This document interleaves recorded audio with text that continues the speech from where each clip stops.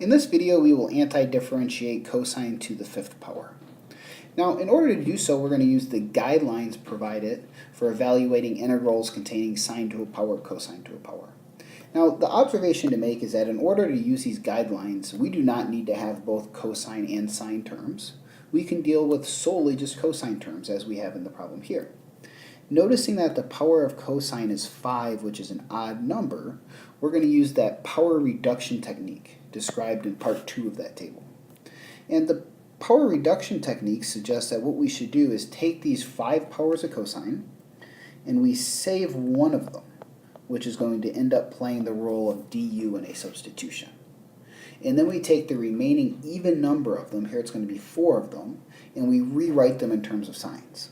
So of those 4 remaining cosines, we can write this as cosine squared squared, and then from the Pythagorean identity, cosine squared is 1 minus sine squared. So 1 minus sine squared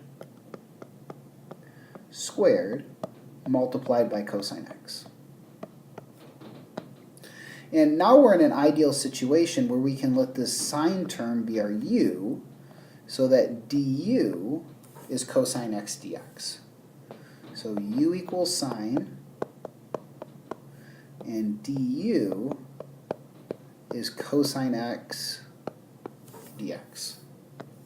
So with the u substitution, this turns into the integral of 1 minus u squared quantity squared times du. So as we've seen in the past, the power of the substitution here is we take this difficult integral that we had to start with, and by performing the substitution, we get a very reasonable integral to evaluate in terms of u's.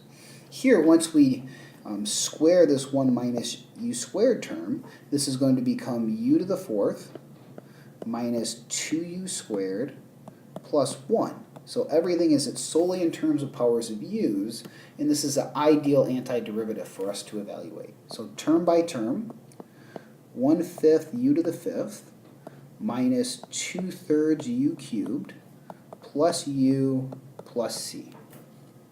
And as with any indefinite integral, our last step is to resubstitute and get back in terms of that original variable. So each of the u's needs to be replaced with a sine x. So 1/5 sine to the 5th minus 2/3 sine cubed